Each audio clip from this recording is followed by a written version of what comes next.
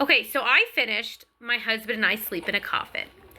I've talked about it briefly when I was partway through. I think I rated it at the time a 7 or an 8 out of 10, I want to say. But having finished it, I definitely would lower its rating to a 6 out of 10.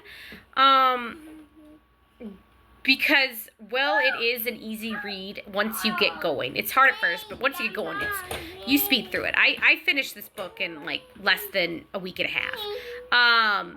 But the pacing is too fast, and it glazes over a lot of points, and spoiler free, no worries. But once it gets to that final battle of the first book, it's like you blink and it's done. There was no payoff, I feel like. There was little hints towards this being maybe something interesting, but it wasn't. And we barely got introduced to the antagonist of this book. So, like, I didn't even care. And there was another antagonist that we didn't really know was an antagonist, and I'm not going to get into it. And I found that person interesting. I would like to have seen more on that character, and I really hope that he appears in the next book. Technically, if you think about it, though, the main antagonist is the male lead.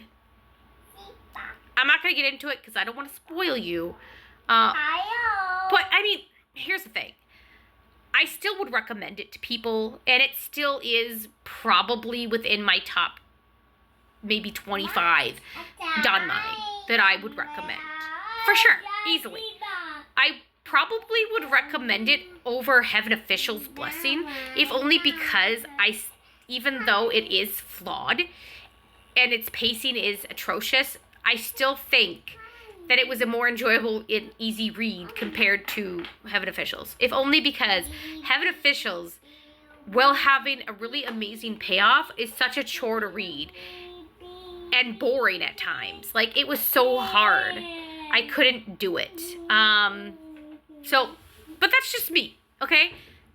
If you think that Heaven Official's Blessings is like peak Danmei, awesome. I respect your opinion. But for me, it wasn't. Heaven Official's is like way down there. It is, that's just how it is for me. I mean, I shouldn't even talk. I own the Danmei Blu-ray, okay?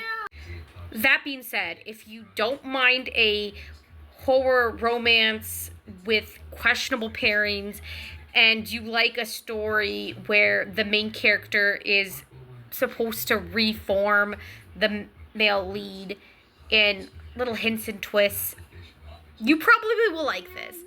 Do you like stuff like Mistakenly Saving the Villain or How to Survive? You know, just stuff like that. Even Scumbag. Definitely Scumbag System vibes. You're probably going to like this story, regardless of its flaws. It's not as high up there for me, but, you know, it's definitely, you know, enjoyable. You will finish this book very quickly. So, yeah. It's just kind of up to preferences, I guess.